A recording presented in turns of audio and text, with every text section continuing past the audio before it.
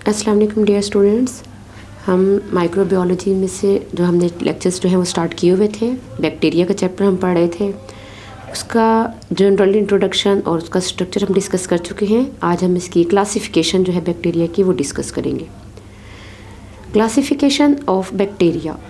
Bacteria को classify करने का कोई एक तरीका नहीं है, इसको एक से ज़्यादा तरीक़ों से, एक से ज़्यादा बेसिस पर हम इसको क्लासीफाई कर सकते हैं।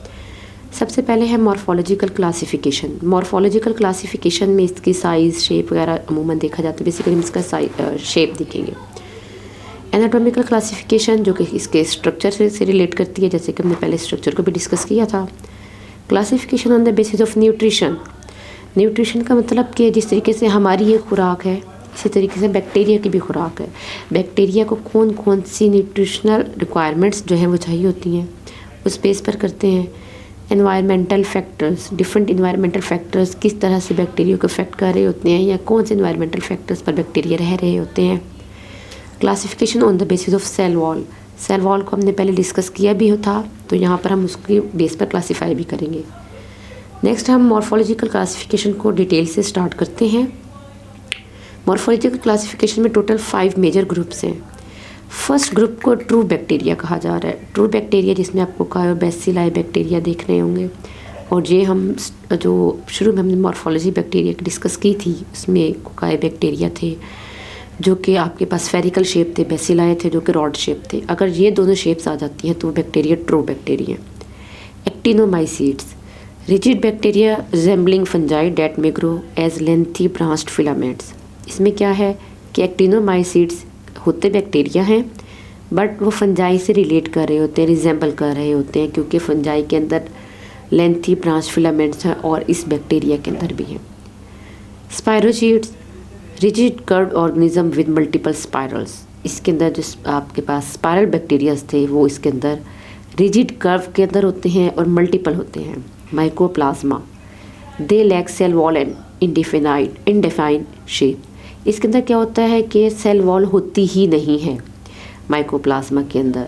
और रिकेटेशिया एंड क्लैमिडिया जो कि स्मॉल ऑब्लिगेट पैरासाइट्स होते हैं। तो ये डिफरेंट क्लासेस हैं बैक्टीरिया की जो कि मॉर्फोलॉजिकल बेस पर हैं। नेक्स्ट हमारे पास आ जाती है एनाटॉमिकल क्लासिफिकेशन। एनाटॉमिकल क्लासिफिकेशन जो थी वो हमने कहा था जी उसके स्ट्रक्चर के बेस पर है। अब उसके स्ट्रक्चर के जो डिफरेंट कंपोनेंट्स हमने पढ़े थे, उसमें जैसे कैप्सूल था। कैप्सूल एक ऐसा पार्ट है कि जो तमाम बैक्टीरिया में नहीं है, कुछ में है कुछ में नहीं है। तो अगर वो बैक्टीरिया जिसमें कैप्सूल मौजूद है तो कैप्सुलेटेड बैक्टीरिया हैं, नहीं है तो नॉन कैप्सुलेटेड बैक्टीरिया हैं। दोनों की एग्जांपल्स मेंशन है। स्ट्रेप्टोकोकस निमोनिक कैप्सुलेटेड है, वेडांस स्ट्रेप्टोकोकाई नॉन कैप्सुलेटेड है। इसी तरीके से on the basis of flagella है। फ्लैजेला भी हमने स्ट्रक्चर के अंदर ही एक पार्ट पढ़ा था जो कि मूवमेंट से रिलेट कर रहा था। और ये तमाम क्लासेस हम वहाँ पर जो है वो डिटेल में डिस्कस कर चुके थे कि फ्लैजेला ज़रूरी नहीं है कि बैक्टीरिया में एक हो, एक से ज़्यादा हो सकते हैं। ज़रूरी नहीं है कि वो सारे फ्लैजेला जो है वो एक जगह से ओरिजिनेट हो रहे हैं, वो डिफरेंट साइड से भी ओरिजिनेट हो सकते हैं। इसमें मोनोट्राइकस है जिसके अंदर सिंगल पोलर फ्लैजेलम था और इसकी एग्जाम्पल विब्रियो कोलेरा है। सेकेंड है peritrichous flagella over their entire surface. Bacteria के स्ट्रक्चर के तमाम सरफेस पर फ्लैजेला मौजूद होते हैं। E coli. Lophotrichous multiple flagella located at same spot. Flagella एक से ज़्यादा है मगर वो तमाम के तमाम एक ही पॉइंट से ओरिजिनेट हो रहे होंगे। Pseudomonas florescence. एम्फीट्राइकस जो है आपके पास फ्लैजेलेटेड बैक्टीरिया, उसमें single flagellum on each of 2 opposite sides. 2 sides पर फ्लैजेलम होंगे और दोनों साइड्स पर एक एक होंगे। और इसमें रोडोस्पाइरलम रुबोरम है। ए फ्लैजिलेटेड या ए ट्राइकस आपके पास शिगेला स्पीशीज़। ए फ्लैजिलेटेड से पता चल रहा है फ्लैजेला नहीं है। नेक्स्ट आपके पास आ जाता है जी on the basis of spore. Bacteria जो है वो स्पोर्स की फॉर्मेशन भी करता है, ठीक है। अगर वो स्पोर फॉर्मिंग है तो बेसिलस और क्लोस्ट्रीडियम स्पीशीज़ होंगी। अगर वो नॉन स्पोर फॉर्मिंग है तो एक्टिनोमाइसीट्स एंड कॉर्निबैक्टीरियम है। इसके बाद आ जाता है कि on the basis of nutrition. Nutrition में वो अपनी न्यूट्रिशन कहाँ से ले रहा है, अपनी खुराक कहाँ से ले रहा है, ग़िज़ाइयत कहाँ से ले रहा है। यहाँ पर आप सबसे पहले जी एनर्जी सोर्स, बैक्टीरिया ने एनर्जी लेनी कहाँ से है। फोटोट्रॉफ्स, फोटो मीन्स लाइट, तो जो बैक्टीरिया है वो अपनी एनर्जी लाइट से ले रहा है। फर्दर ग्रुप्स आपके हमारे पास है जी फोटोलिथोट्रॉप्स, फोटो ऑर्गेनोट्रॉप्स। ये लिथो और ऑर्गेनो, ये दो वर्ड्स, लिथो वर्ड आ जाता है इनऑर्गेनिक से, ऑर्गेनो वर्ड आ जाता है ऑर्गेनिक से। फोटोलिथोट्रॉप्स के अंदर वो कह रहे हैं जी वो एनर्जी जो है वो तो लाइट से ले रहे हैं, लेकिन उसके अंदर वो इनऑर्गेनिक कंपाउंड्स जो होते हैं उसको रिड्यूस करते हैं, जैसा कि H2S as a electron source और क्रोमेटियम ओकेनी इसकी एग्जांपल है। फोटो ऑर्गेनोट्रॉप्स वो भी लाइट से एनर्जी ले रहे हैं, लेकिन उस दौरान वो ऑर्गेनिक कंपाउंड्स को यूज़ कर रहे होते हैं, जैसा कि सक्सीनेट। नेक्स्ट आप हमारे पास आ जाते हैं जी कीमोट्रॉफ्स। कीमोट्रॉफ्स का जैसे फोटोट्रॉफ्स जो लाइट से एनर्जी ले रहे हैं, कीमोट्रॉफ्स जो केमिकल से एनर्जी ले रहे हैं, इनके अंदर कोई फोटोसिंथेसिस नहीं होगा, क्योंकि फोटोसिंथेसिस के लिए जो लाइट होती है वो नेसेसरी होती है। Chemotrophs are further divide into 2 groups. इसके मज़ीद उसी तरह से 2 ग्रुप्स हैं, कीमोलिथोट्रॉफ्स, कीमो ऑर्गेनोट्रॉफ्स। कीमोलिथोट्रॉफ्स में आ जाता है जी they gain energy from oxidation of chemical compounds and reduce inorganic compounds such as ammonia as electron source. Chemolithotrophs के अंदर जो रिडक्शन हो रही है वो इनऑर्गेनिक कंपाउंड्स की हो रही है, जैसा कि अमोनिया, नाइट्रोसोमोनास इसकी एग्जांपल है। जबकि कीमो ऑर्गेनोट्रॉफ्स में वो जो केमिकल्स कंपाउंड से एनर्जी ले रहे हैं, लेकिन उस दौरान वो ऑर्गेनिक कंपाउंड्स को यूज़ कर रहे हैं, जैसे कि ग्लूकोज है, जैसे कि अमाइनो एसिड्स हैं, और सीडोमोनास, सीडोफ्लेवा इसकी एग्जांपल है। नेक्स्ट हमारे पास है जी on the basis of carbon source. Carbon source में भी 2 टाइप्स आ जाती हैं, ऑटोट्रॉफ्स, हेटरोट्रॉफ्स। ऑटोट्रॉफ्स और हेटरोट्रॉफ्स जो हैं हमारे पास, अब हम उनको डिस्कस करते हैं। ऑटोट्रॉफ्स के अंदर आ जाता है कि ये क्या करते हैं कि ये खुद से अपना फूड प्रिपेयर करते हैं। The bacteria which use carbon dioxide as a source of carbon to prepare its own food. तो फूड के प्रोडक्शन के लिए कार्बन की ज़रूरत है, ठीक है। तो ये क्या करते हैं, कार्बन डाइऑक्साइड को यूज़ करते हैं ताकि वहाँ से कार्बन लें और फिर उसके बाद अपना फूड खुद प्रिपेयर करेंगे।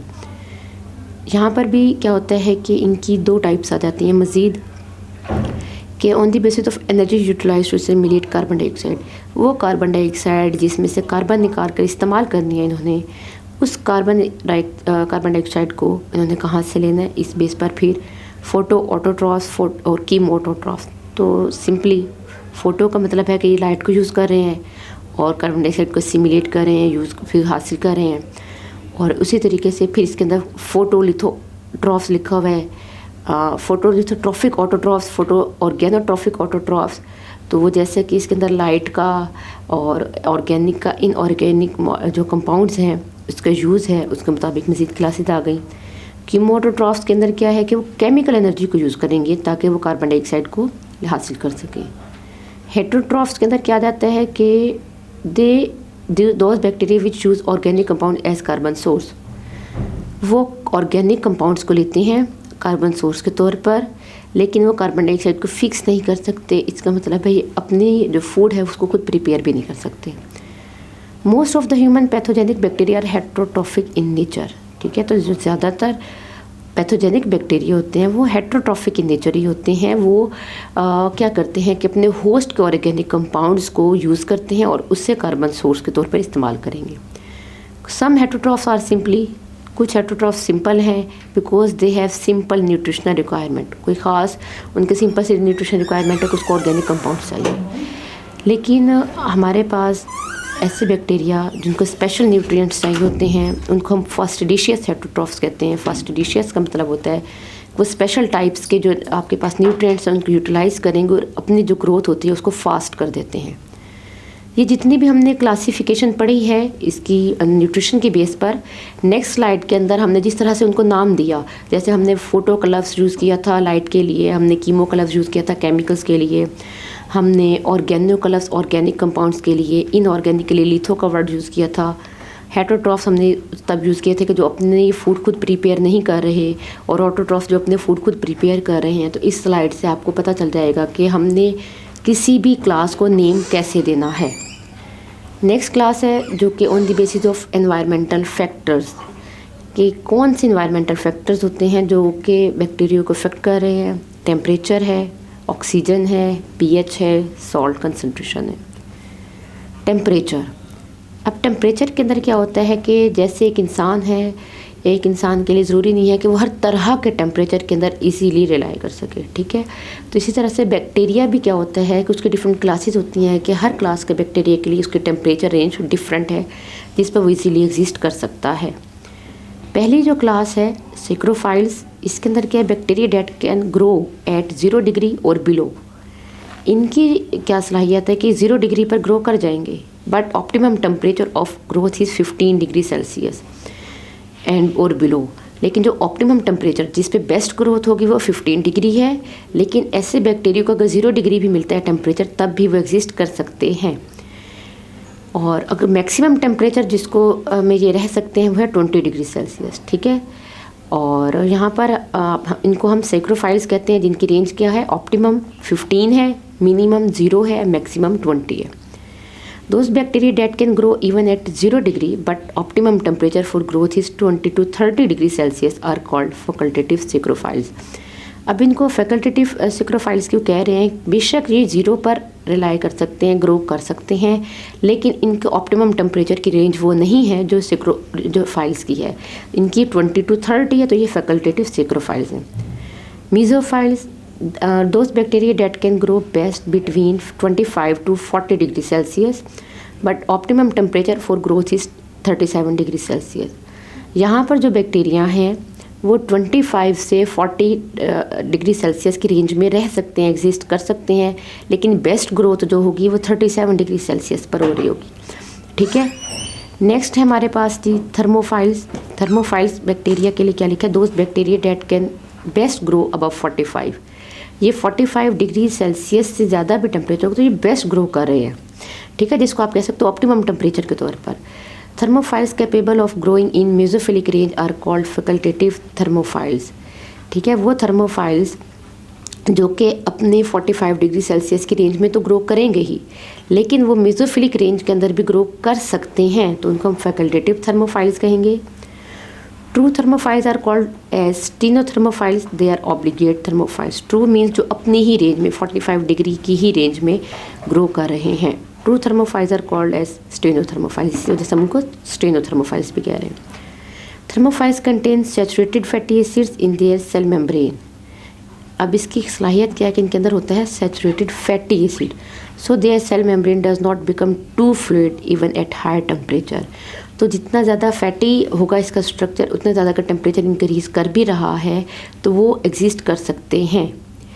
नेक्स्ट न्यूट्रिशनल रिक्वायरमेंट हमारे पास है ऑक्सीजन। ऑक्सीजन के अंदर क्या होता है कि बैक्टीरिया को ग्रो करने के लिए ऑक्सीजन चाहिए या नहीं चाहिए, कितनी चाहिए, तो ऑक्सीजन डिमांड जिसको हम कह सकते हैं। सबसे पहले एरोबिक बैक्टीरिया के लिए तो ऑक्सीजन एसेंशियल है।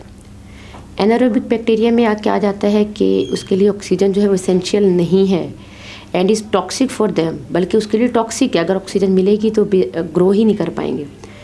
Facultative anaerobic bacteria, oxygen is neither essential not toxic for them, means they can grow in the presence as well as in the absence of oxygen, ठीक है। Microaerophilic bacteria they grow in the presence of minute quantity of pH, के बहुत कम मिकदार भी अगर उसको oxygen मिली है तो बस वो उस पर ग्रो कर लेंगे। नेक्स्ट फैक्टर इसके अंदर हमारे पास है पीएच का। पीएच के अंदर क्या आ जाता है कि आपको पता है पीएच से हम किसी भी एसिडिक बेसिक न्यूट्रल एनवायरनमेंट को आइडेंटिफाई कर लेते हैं। एसिडोफिलिक बैक्टीरिया वो होंगे जो कि एसिडिक पीएच पर, यानी कि जो होगी अंडर 6 उस पीएच पर रिलाई करेंगे। अल्कलीफिलिक बैक्टीरिया जो होंगे वो 10 to 11, ठीक है। और न्यूट्रोफिलिक बैक्टीरिया जो होते हैं वो 6 to 8 पीएच पर जो है वो एग्जिस्ट कर सकते हैं, तो ये पीएच के अकॉर्डिंग हो चुका। नेक्स्ट जो है वो सॉल्ट, जो हम जितनी न्यूट्रिशनल रिक्वायरमेंट की बेस पर क्लासीफाई कर रहे थे, तो सॉल्ट उसमें लास्ट है हेलोफाइल्स। तो some bacteria preferably salt environment for their survival and are called as halophiles. इसमें क्या होता है कि बैक्टीरिया प्रेफर करते हैं कि ज़्यादा सॉल्टी एनवायरनमेंट हो क्योंकि उनको रिक्वायर्ड होता है, तो ऐसे बैक्टीरिया को हेलोफाइल्स कहेंगे। नॉन हेलोफाइल्स वो होंगे जिनको जो है सॉल्टी एनवायरनमेंट नहीं चाहिए, यानी कि इसमें कोई भी सॉल्ट कंसनट्रेशन नहीं होनी चाहिए। लास्ट जो कि सेल वॉल से पे बेस पर करी थी classification, wall less bacteria. Wall less bacteria simple सी बात, इसमें वॉल्स नहीं है, सेल वॉल नहीं है, माइकोप्लाज्मा है, यूरिया प्लाज्मा है। थिन वॉल्ड बैक्टीरिया जिनकी सेल वॉल है तो सही, लेकिन बहुत ही ज़्यादा थिन होती है, ट्रेपोनीमा पैलिडम, बुरीला, बर्गोडिफेरी, ठीक है। तो ये इसकी क्लासिफिकेशन है। और नेक्स्ट के अंदर भी इसकी क्लासिफिकेशन के ही कुछ फैक्टर्स को जो है वो उन्होंने ग्रुप के फॉर्म में बता दिया है, ठीक है। तो यहाँ पर हमारा जो क्लासिफिकेशन ऑफ बैक्टीरिया था वो टॉपिक कंप्लीट हो चुका है, और नेक्स्ट लेक्चर के अंदर हम बाकी जो इसके टॉपिक्स हैं उनको कवर करेंगे। ओके, अल्लाह हाफिज़।